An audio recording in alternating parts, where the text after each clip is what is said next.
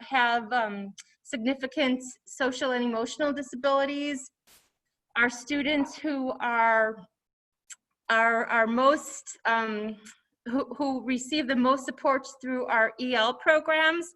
These are our students who know very limited English, and then also our students who attend our alternative day program, which is hosted at Andrew.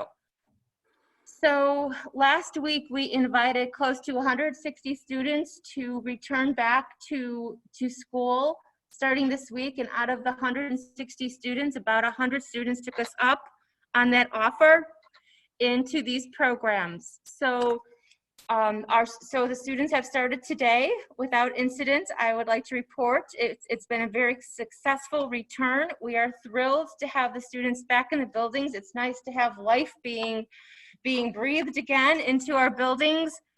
Our classrooms have no more than probably 4 or 5 students in a classroom, and the students are coming back 25% or 50% based on the classroom size. Except for Alt Ed, we have 4 teachers in that program, and we have about 6 to 8 students in that program, so we could easily accommodate the size of that program and the students and keep them easily spaced out within the 6 feet. Our students in our Ultima programs, in case you're wondering, some of those students require significant interaction with staff. We have purchased PPE for our students and for our staff. We have purchased gowns. We have purchased special masks. We've purchased face shields in case our staff or our students want to wear them. I believe we've had 1 student thus far in our returning group that have a medically exempt face mask. So we've put precautions in place for staff and students in that space as well. So far things have been going well. It's been 1 day, and again, we're delighted to have our students back. We've been working very closely with our staff, particularly in those classes, and just working through issues that staff, students may have to really ensure we have a safe return on everybody's part. So that started today, and we're ready to go. So kudos to the building principals for really supporting their staff, working with the nurses department. We have our COVID quarantine rooms up and ready to go. Just a lot of hard work with our deans, our nurses, our assistant principals. Our special education department chairs have worked extraordinarily hard supporting their staff through this process, and just super excited. Lisa Schulman and Charles Avando, who are both on the line, just working tremendously, communicating with our parents, particularly Charles working with our EL families. A lot of individual phone calls being made, making sure that they understand what's happening, making sure they understand their options, working with our community liaisons, and helping understand their options and what is being offered to them. So just wanted to share that information with you. Any questions, any thoughts? I'd be more than glad to address them, particularly with Charles and Lisa both here on the line with us. Or I could certainly address questions as well. Can you recommend about 60 of this population that's actually at home? Yes. What's the plan with those? They chose to be remote. It's still the choice. There's always a choice for parents and families, regardless of the course or curriculum that they're in, or course of study. It's still choice. Yes.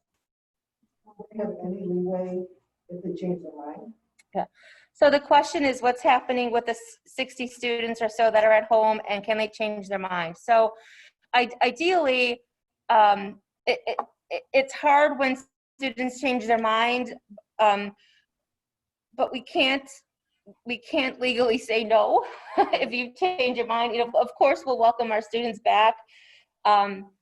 We've been really trying to to enforce with our parents, you know, we really would like your decision and we'd really like your decision to be final. But we get it, right? If parents are thinking about this and, you know, they're kind of waiting to see maybe how other kids do and what this is going to look like, we certainly want to work with our parents with that. So right now, the students that have chosen to be remote, our teachers are working on a hybrid model. So they are virtually engaging students at home while they have students in the classroom, which is our plan moving forward as we bring back our students on a grander scale. Just a quick side note, I'm getting text that they can hear you perfectly, You can't hear anyone. me a little bit, no one else. Okay, You may have to repeat the question. If got it. That's what I'm getting to. Okay. Your microphone. Okay. So Kim, I don't know if you can hear me because I'm extremely loud. But Kim will, a lot of it's going to be coming from Kim and the principal, so just an FYI. Okay.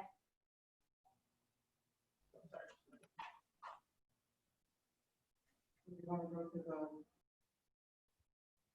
the principal's next, or? Sure.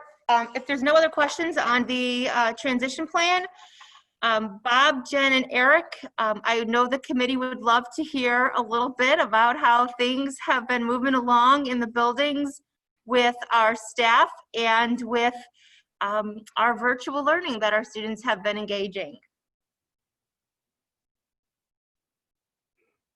You get to pick who goes first. Oh, Eric, since you jumped in, I would be delighted. We'd be delighted. I know Bob was really excited and wanted to go first. Bob, unless you want to go first.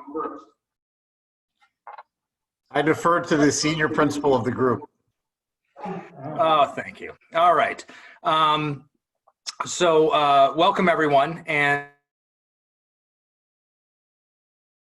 similarities between the startup as the three principals, discussed, not only leading into the beginning of the school year, but the actual school year itself. A great deal of collaboration happening between the three buildings. And certainly I want to start off by saying my appreciation for my colleagues in that process, because certainly this was really kind of a unique challenge that we all faced, and I certainly could not have seen the success at STAG if it weren't for being able to bounce ideas off my colleagues and things. So I just first wanted to start off with that. And then at STAG, we started off our school year with the theme of empowering staff to empower students. And that was really kind of the focus of everything that we have done up until this point and what we plan on doing for the remainder of the school year. So really kind of looking at the very, very start of the school year really had to do with our staff coming into the school. And it was the first time really that staff had been in school since March 13th. So we organized a process of really welcoming back our STAG staff and making them feel very comfortable back in the building. All of our administrators worked individually over the course of 5 days to have individual safety meetings with every single staff member, not only just teachers, but also support staff, to discuss their learning spaces, to begin that process of planning for the eventual return of students, but to make sure that they felt really comfortable and safe in their working area and give the opportunity to collaborate between administration and staff to make really everyone feel good and comfortable in the building. Our first step was welcoming our newest chargers, and that was our freshmen. So kudos to our staff, all staff, administration, teachers, ESPs, all went out and they delivered STAG family signs to all of our new freshmen and our transfer students. So they really took their time to go about the community and start that first step of welcoming back or welcoming our students to their new high school. From there, we hosted a packet pickup at STAG where every student came to school over the course of 2 days in a drive-through process where, our focus was make them feel like this is the beginning of school. This is the start of something. Even though we were starting remote, we wanted them to feel like this was the beginning of a new and different school year. So every student received their own stag mask, their ID, their lanyard, and most importantly, that information on how they're going to start their first days in this remote platform. So in addition, our freshmen received their Chromebooks, and it was really a blast. They were 2 long days, but it was great just to see the excitement of the students and the parents, and being able to receive something that kind of indicated, yes, we're back and we're starting again. Even though it's remotely, this is the start of something. Our freshman and transfer days were really exciting. So the way STAG set it up is for the first day, half of our freshmen and transfer students went through their classes remotely, went through their entire schedule where they got to meet their teachers in a smaller setting, did getting to know you activities, really kind of just getting kind of the layout and practicing what it's like to log into Google Meet and start engaging in classes. And then the other half of the students had the option to come in and get a brief tour of the building, about 10 minutes. And in the end of both days, we had about 300 students who elected to come to STAG. And when they went to STAG, they were able to meet important people. They took pictures outside the front of the school with big, giant AAS balloons. They received information about co-curriculars. They were given a tour to see, this is, the things that you're going to be doing and the places you're going to be going when we return to school and when you return to your high school. And the part that they loved the most is they got their STAG swag. They got their team t-shirts. They got to see, a bit of the building and really begin that process of really transitioning into high school. So it was a ton of fun, and so just thanks to all the staff. We had a ton of staff that came out and volunteered to give individual tours to students, and it was something that was really, really exciting. Then we shift to the first week of remote learning, and it's hard to believe that that was 2 weeks ago. But first, I can't express how much pride I have in our staff for the way they stepped up. They worked really hard in those days leading up to the first day of virtual classes with our students. And they spent their time not only just forming really meaningful lessons, but really starting off with the idea that students come first and relationships come first, and that takes a little bit extra in this environment, and they certainly have done that. Our staff have been training students not only on Google Meets, but other platforms like Canvas, Google Classroom, Khan Academy, Albert.io, all of those things. After the first week, I was concerned. The staff were on and the students were on and our attendance was great. I was worried, are they going to be able to sustain this over a long period of time? And so we had our conversations and saying, hey, this is a ton of screen time for everyone. What are ways that we can alter our online practices? Really, during the day, we give students a chance to work independently and then turn off their videos for student or teachers to interact individually with students and then return together really to go over those things that they had been working on and what their learning objectives were and what they achieved. So again, it's not often that you take a look at such a large group of people and saying, wow, I'm concerned you're going to burn out because you're working so hard. But our staff and our students, that's where they're at right now. The students are so excited to be back engaged in school, but I think most importantly, it's very, very clear that they want to come back to school. They miss school. And I've had conversations with kids that would tell me 2 years ago, school wasn't their thing. They're telling me now they want to come back. And our staff is doing a great job at making them feel connected. We are having theme weeks, focusing on who was your STAG mentor, who taught you what Charger Pride is, and all of this is going out on social media, along with the excitement of Wear It Wednesdays. We continue honoring our first year students to see that, hey, these are kids that came from STAG and they're making a difference now. What can I do in this situation to make a difference. So it's just been really energizing and really exciting. And our staff has been wonderful.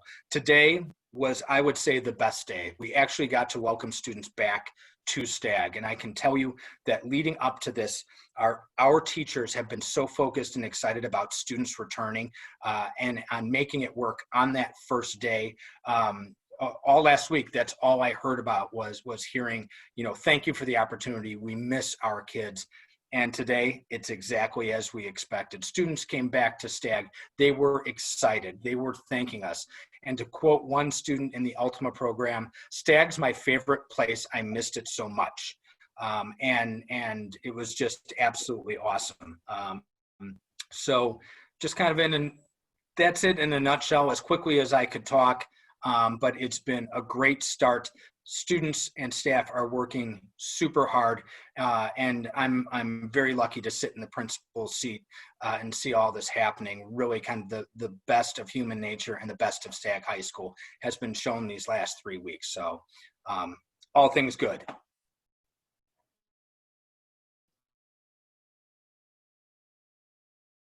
All right, Mr. Nolting? All right. Well, I won't be redundant. Obviously, what Eric started with is it's been an incredible collaborative experience between the buildings and among staff, and frankly, even amongst our staff and our students. It's interesting when you get an opportunity to watch students and staff work together versus kind of I guess, traditional roles of teacher to student. Technology kind of brings us on an even playing field in a lot of ways, and our staff has been really ready to be learners, both from each other, but also from our students. So our senior leaders actually did come on campus throughout the summer and work with myself and Mr. Dalton, our newest AP of student activities. So their theme this year is "When the storm is done, we'll still be one." And I got to tell you that the first couple days, the first couple weeks really has been really apropos with regard to that. People realize that this is a temporary necessity of a platform that we're working through. They understand that this is a very challenging time, not just from a pandemic standpoint, but also from a social justice standpoint. But they also understand that the only way that we're going to make it through both crises is that we're going to stay together, and we're going to realize that unity brings forward excellence more so than a bunch of individual parts. Our freshmen, you got to feel for these guys. Their first time in a high school experience, and they get to stay at home and jump on a computer. But we did have a chance to bring them in a little bit. We had a really great pack and pickup where they got the Chromebooks and they got some, using Mr. Olson's term, some swag as well. We had a really great orientation. Got to be impressed with our 4 areas. Our guidance department, our deans, our activities, and our main office presented to our freshmen. We did deliver yard signs. I interrupted a few garage parties. I gotta say, I didn't get any free stuff. I almost got a beer out of it, but I did not accept it. I was on school time. So, but we also had a really cool transfer student orientation. I was really impressed. We had a group of teachers and counselors focus on our 58 transfer kids that were joining Andrew for the first time, not freshmen, making sure that they felt comfortable. We, coming from all over the country, all over the Chicagoland area, we wanted to make them feel welcome, even though we may not see them for a few weeks. Our teachers, as Eric had mentioned, incredibly beneficial planning days. I have not seen, even with social distancing and masking, I have not seen so many people work so closely together to build a common platform.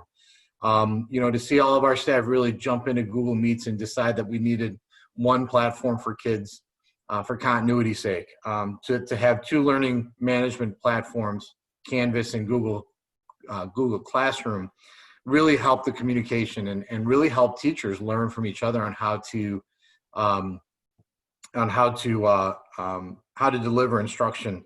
The hour and 15 minutes every morning, I can't tell you how crucial that's been. It's allowed us to pivot as a school. It's allowed us to continue the professional development that is essential.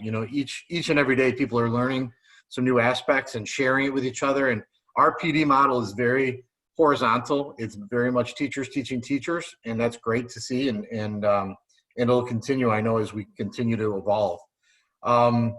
One of the least and most favorite things is we've added an AM announcement. So I've been the voice of Andrew for the first couple of days, but we're starting to get others involved. But I'm calling home every morning at 9:20, exactly 10 minutes before first hour, just to remind those little nuggets to get ready to go online and learn. And I got a couple emails from the first day saying, "Are you really going to be doing this every day?" And then after that, I got a lot more saying, "This is great. It allows us to kind of focus the day."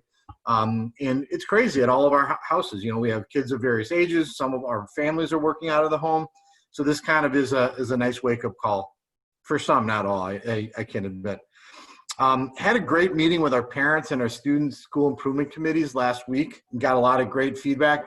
I think the transition from what they experienced in the spring to what they're experiencing now in the fall has been vastly different and much more positively affirmed from our families. They feel we did an incredible job of flipping the platform around and alleviating a lot of nerves. Our attendance at Andrew has been over 97% every day. We don't get that in a regular school year without any problems, pandemic-wise or not. So that's great to see our kids are engaged, they're online, they're attending. We're glad to see our athletic programs get a little bit of something. I know it's not a traditional fall, but getting some kids out. We've seen a lot of kids transfer over, soccer players running cross country, a couple football players playing golf, a couple volleyball girls in the pool. But it's been great. And Co-Curricular is getting up and running this week has been awesome too. We did get some feedback that we're starting to work with. You know, our screen time, we knew that was going to be a challenge for us, is to have so much screen time for both students and for staff. So we're having some really good conversations starting this morning about what that means for us and how we could look at instructional strategies that might mitigate some screen time and homework. And I think those two are overlapped based on what I'm hearing. Kids are experiencing a lot more homework. Or what they feel is a lot more homework. I think that has a lot to do with screen time. I also think that has a lot to do with endurance. You know, it's no different. These kids haven't had traditional school since St. Patrick's Day. So building that endurance back is going to take some time, but also being able as an educational community to say, do we get kids away from the desk long enough given what we've got going on? And it's great conversations. None of it was with intent. We're all learning a new platform, so people are really receptive to some of those changes. And realistically looking forward to our virtual back to school nights, which we're planning for, I believe, 2 weeks from tomorrow night. So a lot of work being done at the teacher level to revamp yet another event that's been probably our most attended event of any throughout the year, but something our teachers are starting to work with on how to make meaningful for our families. That is it. So I will accept any questions or, more importantly, defer to Dr. Tyrell. Thank you, Mr. Nolting. Dr. Tyrell. All right. You're You got it, Dr. Dreyer. Thanks. And it's great to bat third after my colleagues so eloquently described the starts to the year at both Stagg and Andrew. And I will reiterate what both of them shared about the collaboration. I would say, without question, we spent more time together over the last few months collaborating, bouncing ideas off of each other, problem solving, fleshing out ideas, not just as principals, but with our entire oversight committee, and appreciate the support, the guidance, and the collaboration, of course, of the entire group.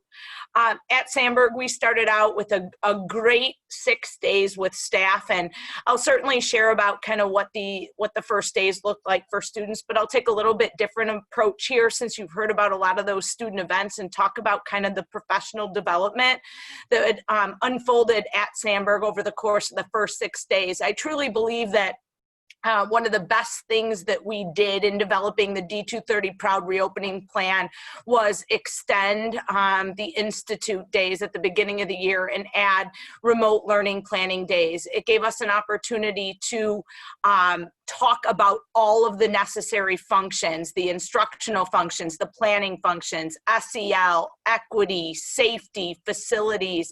And if we did not have those days, it definitely would not have been such a productive start.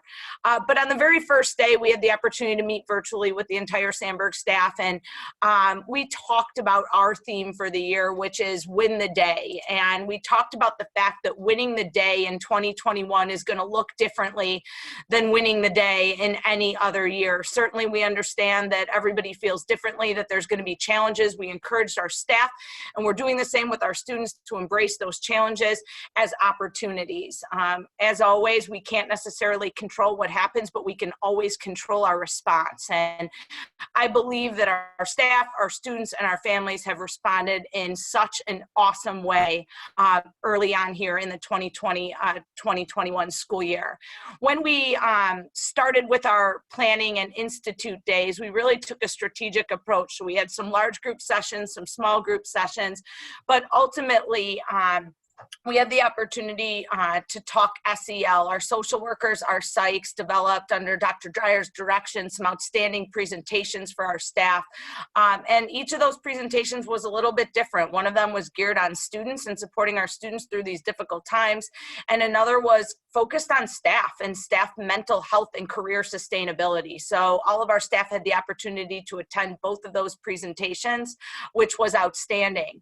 From a tech perspective, our TIFs have been absolutely extraordinary, and we talk a lot about our TIFs and the program that John Conley's built under his leadership, but our TIFs have been absolutely fundamental to all of our work so far this year. At Sandburg, what we did was we started out on day 2 or 3 with a large group TIF presentation where all 3 of them kind of got our entire teaching staff on a Zoom webinar and talked about Google Meet, talked about Canvas, talked about, Google Classroom, all of the platforms that our students would be using. And so they kind of hit all of the major platforms and components of our remote learning program, large scale, obviously recorded the webinar, had a lot of resources linked in. And then they followed up those sessions by that large group session by going into each of our divisions to be able to answer questions on a larger scale to our teachers within division meetings. Certainly then they followed up that with PLC conversations, individual conversations, sharing resources, and then have started to develop some targeted professional developments that have already, they've already delivered so far this year. So they've been outstanding. They're working really hard, as all of our staff is. Also built in the first 6 days, our staff had an opportunity to present or to attend a presentation by a consultant that we work with. His name's Trent Day Hall. He worked with the Co-Collaborative. And this presentation was about equity and belonging and connectedness. And he also touched on facilitating very tough and courageous conversations in the classroom. So staff really appreciated that. Also something that we recorded so that people could go back to and kind of pull out nuggets from that presentation as we're continuing our own learning, and then reflecting on our learning, and then engaging in conversations with our students. Derek Smith, our Associate Principal for Instruction, facilitated a remote learning instructional focused webinar where he challenged staff to think about the components of quality instruction. So those things that are part of good instruction in a regular setting, and then take the next step of thinking about how those components of quality instruction translate in a remote setting. And I think that was a bit of an aha for a lot of our staff. So you look at kind of in-person learning, and then you look at remote learning, and sometimes you don't step back and you think about, okay, what are the things that we know work, and how can we transfer and translate those things into the setting that we're working with? Charles Ovando put together an outstanding hybrid professional development for our EL teachers that we're welcoming back our EL students, and we're going to work with Charles to hopefully bring that professional development to even more staff as we move forward. So really proud of the professional development that we've had so far. As Bob shared, teachers teaching teachers, teachers working with teachers is really the foundation for everything that we do. Our PLCs are collaborating even more than they normally do. They're spending time together. It's not just on Wednesday mornings. It's ongoing. People are sharing resources. People are going to experts within their division. People are telling their colleagues, hey, I thought of this. Maybe you could implement it here. So the collaboration has been off the charts. Couldn't be more proud of those efforts at Sandburg. I'll share a couple quick small things to highlight, and then I'll share just a few instructional highlights that I think are representative of what a lot of us are seeing. When we had our freshman parent orientation meeting meeting. We had 500 families attend that meeting. I thought that that number was absolutely spectacular. It just speaks to the involvement of our families and engagement of our entire community, that we would have 500 families on that webinar.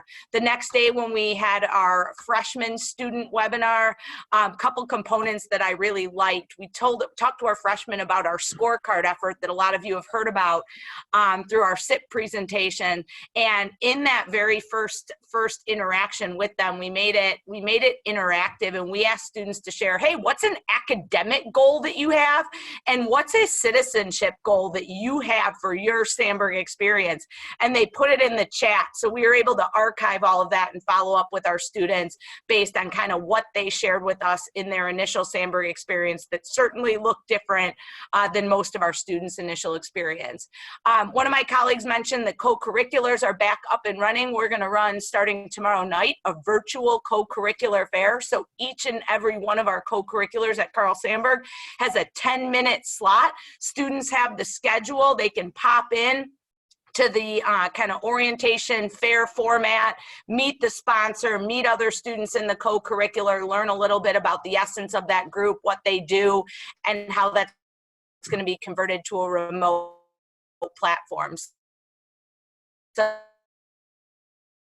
super excited about that. And these, you could flip out the names and put almost any staff member, but some cool things I want to just share that are happening. Desi, one of our TIFs, he kind of sends me some staff highlights of she's using 2 cameras to broadcast her dance class, one at the front so students can see her facial expressions, and one at the back to see the placement of her hands and feet. Also to mirror herself for them. She currently is able to have all absolutely huge for her. Gabi, one of our world language teachers, she was someone who was really into a remote platform. Desi's emailed me about her 2 weeks in a row, and she's finding a way to use a swivel camera to record portions of her lesson so that she can share those with students, and then they can view those portions of her lesson rather than her picking direct instruction. Doing a really great job. And when I saw her on the first day, she was like this. And now when I see her, she's got this smile on her face. So just another cool story. We have a couple of teachers, Desi shared, that are using Flipgrid to just as another mechanism to get to know their students.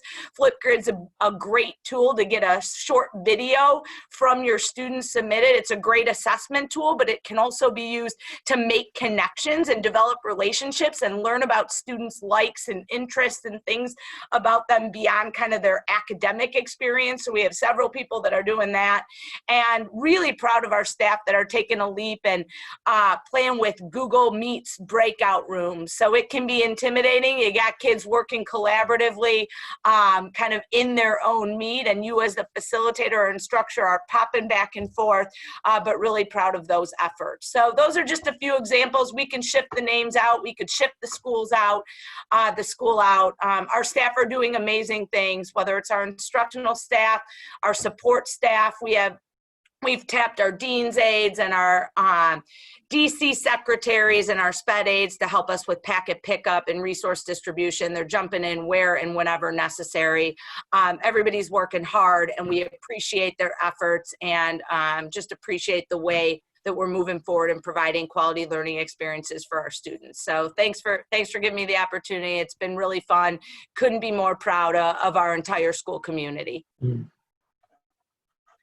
As you've seen by 3 principals, it may be a different year, but there's no lack of enthusiasm and hard work of our principals, the administration at all 3 schools and district, and the teachers, board staff. We're going to work very hard to make a unique situation as meaningful as possible. We kept saying we'd make it meaningful and memorable for our students, as the words we kept using. Make it meaningful, memorable, different than the spring, quite different than the spring. And you even talked a little bit about maybe the pendulum went too far. We talked about how it was in March, April, May, and how you heard all 3 talk about screen time, homework, and all that. But it's only been 2 weeks in, and yet we're ready to analyze where they're at, look what how can be changed. what could be improved, but they've done, the schools and the staff has done an outstanding job welcoming the newest class, plus transfers, and then also, welcoming back are going to be sophomore, juniors, and seniors. To a new school for them too. Even though they may have been a year or 2 or 3, it's new. It's not like it was for them before. When the juniors are looking for a senior to be a certain way. And, all our goals is we're going to continue working hard to work with our reopening plan to see how we can move forward. But it's a great point that, Kim made earlier about, even though we have a small amount of students on campus as of today, it just changes the dynamic of the building when you have kids walking the halls and with the teachers and that connection. It just changed what we're all about, So it's great that we're able to do that, and we hope to have more as we continue to transition. But kudos to everybody on this plan. Also, I have a question. Can Sandberg and Stan give us an idea of what their attendance is? As Andrew told us, they're running roughly 97%. Attendance from Stagg and Sandberg. We know Andrew's at about 97% virtually. We were right about there. I think close to 98% the last couple of weeks. So right on track. Yeah, I believe we were similar. I don't have the exact data point, Sue, but we were in the 90s without a doubt. I heard last from somebody, I'm not sure, was it that we were all between 97, 98, 98.5. So really high. Yeah, that's great. I mean, it's high. You made a 97. That's your lowest. That's not low. Yeah. I ask one more question. And you may not have an answer at this point, but what is the percentage of the co-curriculars that will be returning as we have to validate the co-curriculars to make sure that we are providing substance? Do we have an idea, a rough idea? I know they're not all in play yet. Sure. Mrs. Dalton is inquiring whether or not we have an idea of the percentage of co-curriculars that will be back up and running. I think all 3 schools are just about at nearly 100%. Our assistant principals were working really closely with all of our all the sponsors had to work with them to actually develop a plan in the different kind of phases that we might find ourselves in and how they would execute that co-curricular in what each one of the different environments. So we feel really good about the response from our staff and the plans that they have in place.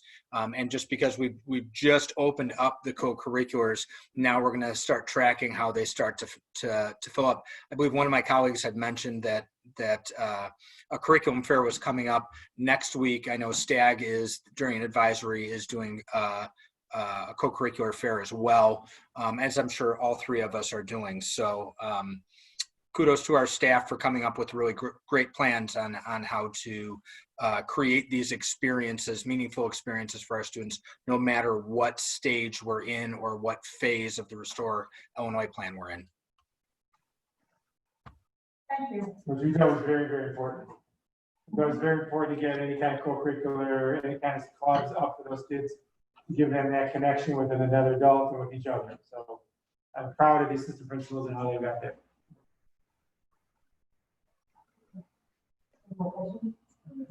Any more questions? Yep. Yep, Mr. Hooks. Yep. Hello, everyone. So a couple questions, and I recognize that, excuse me, the horse is kind of out of the barn on this first one.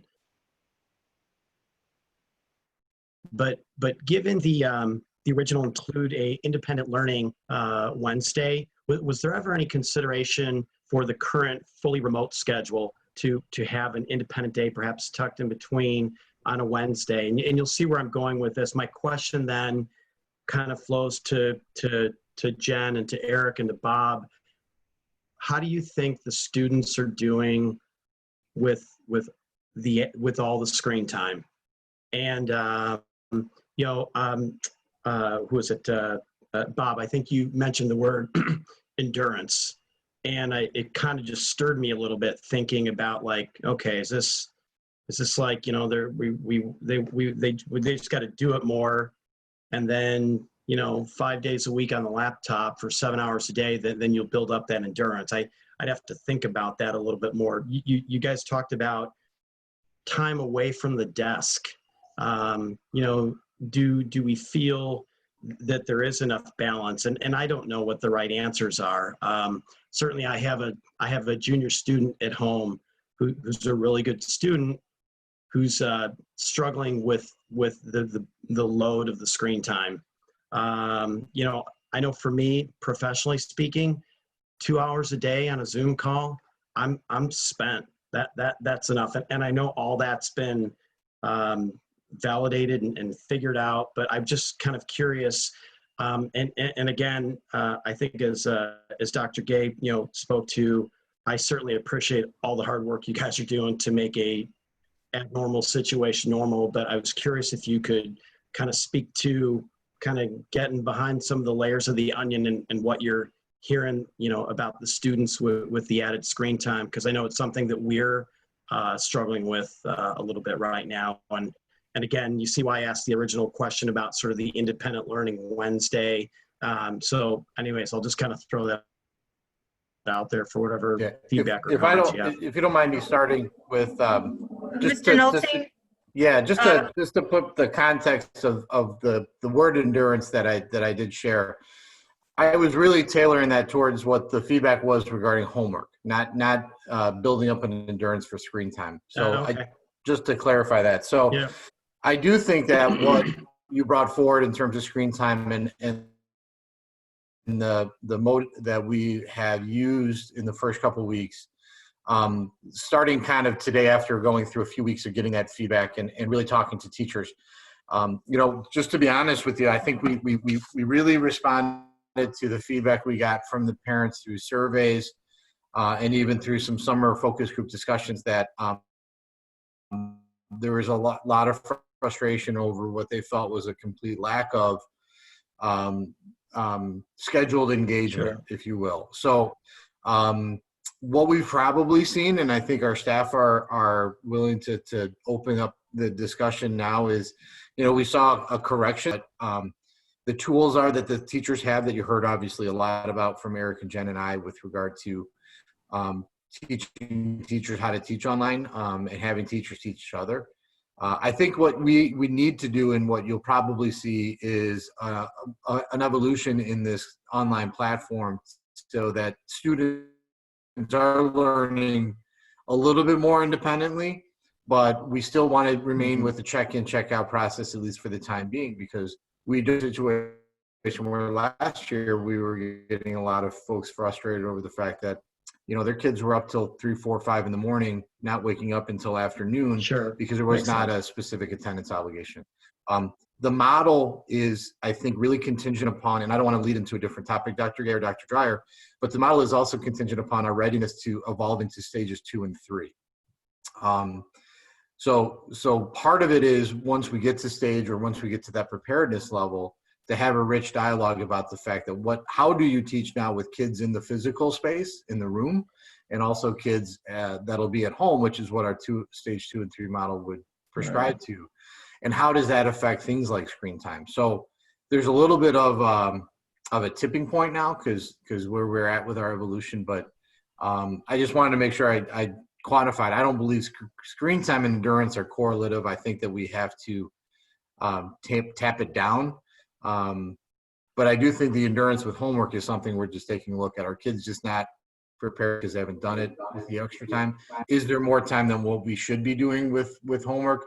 Or is homework and screen time somewhat related because it is tendency is that kids are going back on the computer at night to do homework. Right, But exactly. yeah, thank you for the question. I'll defer the floor to Eric and Jen if you have something to throw in. Thanks, Bob. Absolutely, thank you.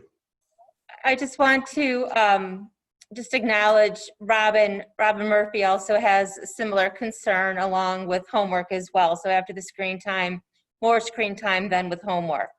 So Robin, we got your chat. Thank you.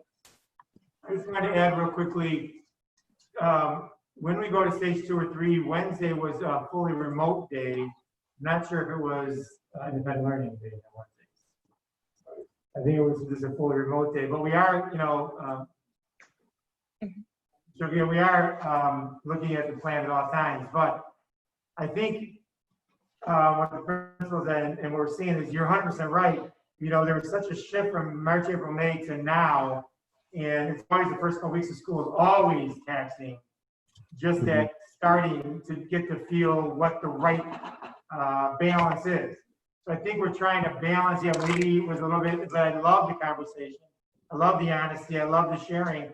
It helps us and our staff. I think the staff was working so hard before that time. They wanted to make sure, there was so much, ran the classes are shorter to make sure the essential learning is being taken place. But I think as we move along, we're going to see a combination of synchronous and asynchronous, and giving that time for students to do some more work, especially as someone alluded to, as you go to stage 2 and 3, and there are students present in front of the staff, there's going to have to be a shift, which is going to be, interesting. So yeah, we've seen this, we've heard this. I really appreciate the conversation and the comments, because Sure. it helps validate how we move forward with the process. So it's a learning curve for all of us. I mean, it's different.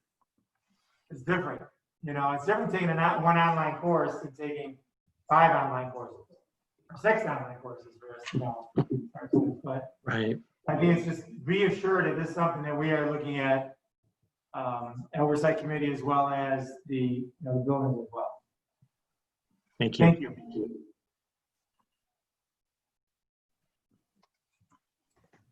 We're gonna move on to summer programming. All right, we just have a quick update. We do want to come back to summer school. We had some specialized summer school programming occurring in our buildings. Mr. Ovando, I know you're still here. Do you want to talk briefly about our summer school program that we hosted for our EL students? Sure. Good evening.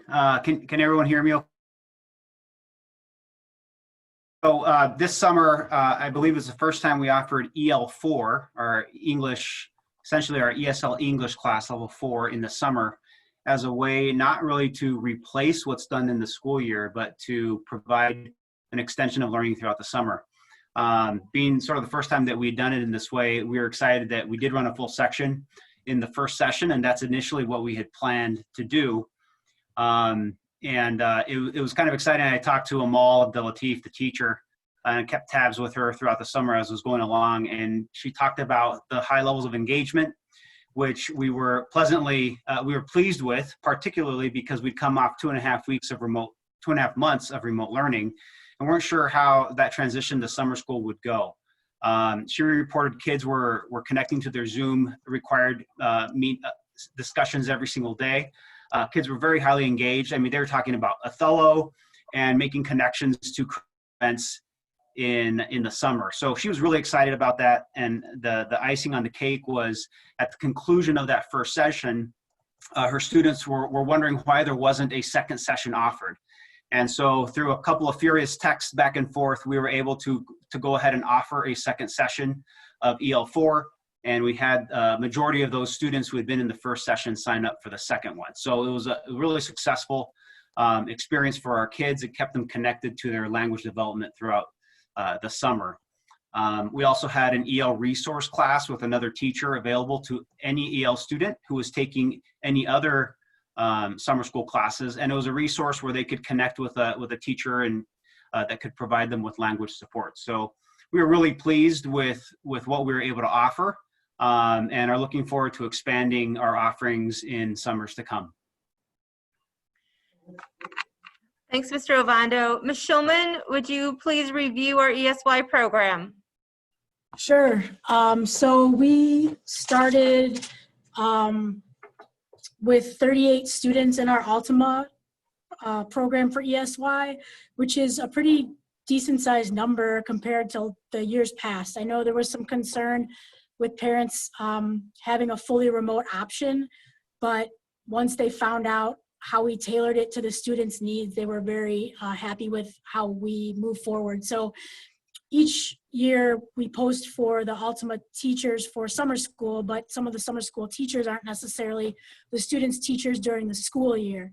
So in looking at that, we thought maybe if we were to hire and have the teachers that have the students during the school year work with the Ultima teachers that were teaching summer school, we'd have a better result. So once parents found that out, they were more inclined to send their students, I shouldn't say send, to sign their students on to do summer school. So that was fantastic. And then for the Bridge program, this year we invited any freshmen that participated as, any sophomores, I'm sorry, that participated as freshmen to come back and work with the students that were freshmen as like their mentors. So we had 3 students out of the 9 come back as sophomores to do Bridge, but then we had 6 freshmen. So we'd like the numbers a little bit higher, but again, not too bad for the circumstances that we were in this summer. Great. Thanks, Lisa. Any questions on our specialized summer school programs? I just want to say that I'm very happy to hear that the students wanted a second session of the EL and that we were able to accommodate that flexibility. I'm very happy to hear that. I'm very pleased with that. So thank you very much for making that happen. Mrs. Dalton is happy that, just share that she's pleased that we were able to accommodate our EL students with a second session. Awesome. All right. And then next, Charles, you're on again. If you could just provide an update with how things are going with our grants, that would be fantastic. Sounds good. Happy to do that. We wrapped up our 1920 program year just a few days ago at the end of the month. And as we submit our final expenditure reports for that program year in the next few days, that will trigger the state to then provide us what they call the carryover of monies not spent last year. That's significant for us because in the past, the state has capped the percentage of carryover money that they give a district going into the next program year.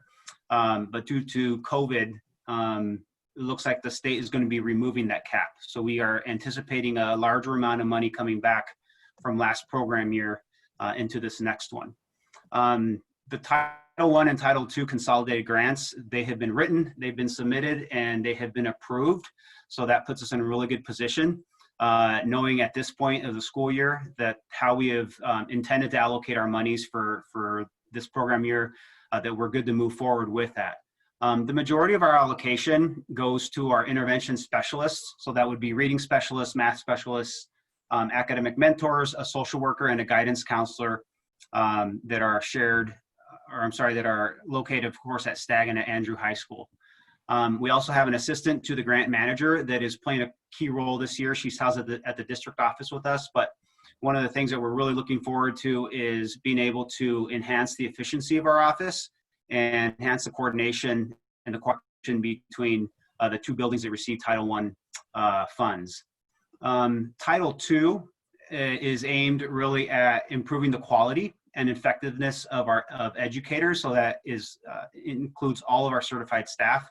Really looking forward to this year in terms of the professional development needs that we have under this new setting of teaching remotely and then in a hybrid fashion. We have monies and funds set aside for professional development, for stipends for teachers to do professional development outside of the school day, as well as opportunities for PD through hiring consultants, through doing online conferences and potentially travel as well. An example of the types of ongoing professional development that we've used Title II funds for are the executive functioning training that Andrew has done over the summer and last year, as well as the impact team training that Stag and Sandberg have done over the last year or 2. So this is really a great program. There's a lot that our teachers and our administrators are able to benefit from in terms of their professional growth due to Title II. So we're really looking forward to how we use those funds this coming year. And finally, the Title III LAEP grant, we've also written, submitted, and that has also been approved in the last 10 days or so. And that is a grant that's tied to our English learning program, English Learners Program. And that one is a little more diverse in the sense that we can use it, and we are planning to use it for professional development for our EL teachers, also for some supplies and materials and instructional resources for our teachers and students. And it also is the grant that we use to provide the EL summer school programming that we did this last summer and that we intend on doing this coming summer as well. So I can always talk more about grants, but that is the brief overview of where we are right now. Thanks, Charles. Sure. Any questions?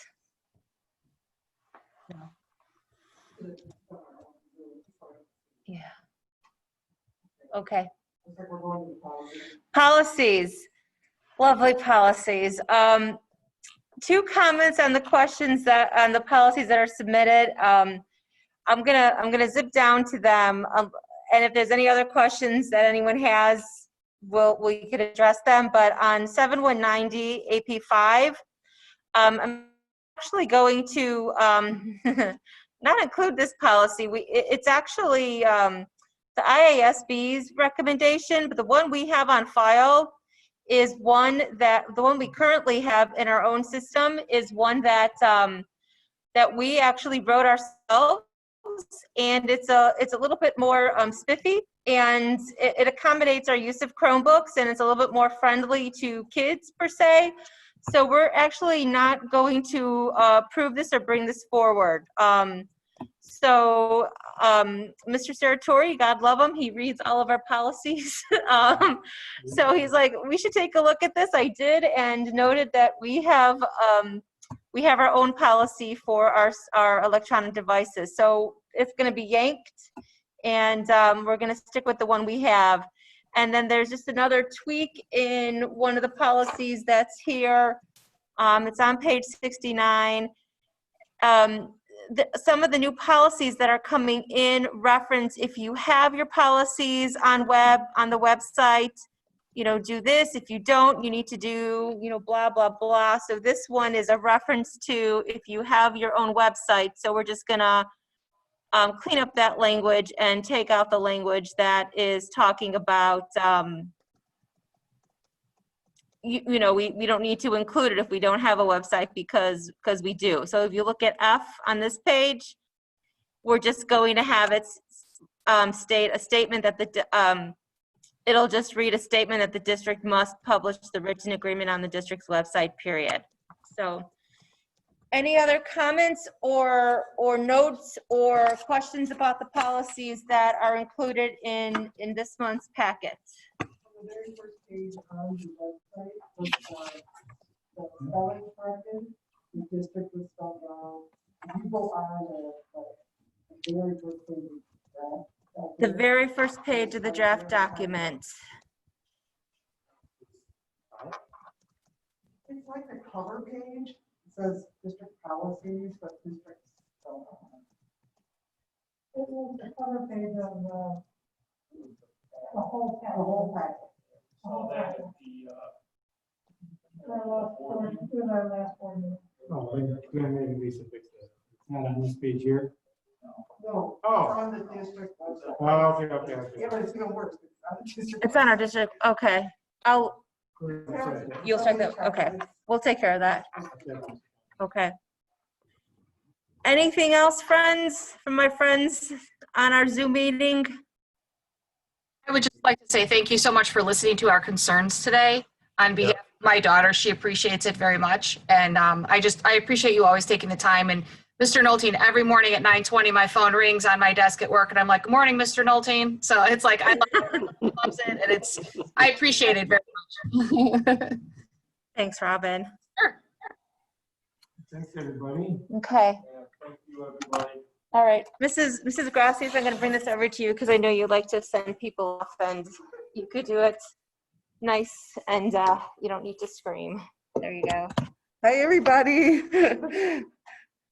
So this was a challenge. Next time, maybe I'll Zoom right here inside the district office. So the next meeting is going to be October 14, to be determined, in person, virtually. But thank you all for all your hard work. Thanks for hanging in with us. We're off to a good solid start. I really think so. And just bear with us as we bring some students back and get us rolling here. So thank you all and have a great week. Thanks, everybody.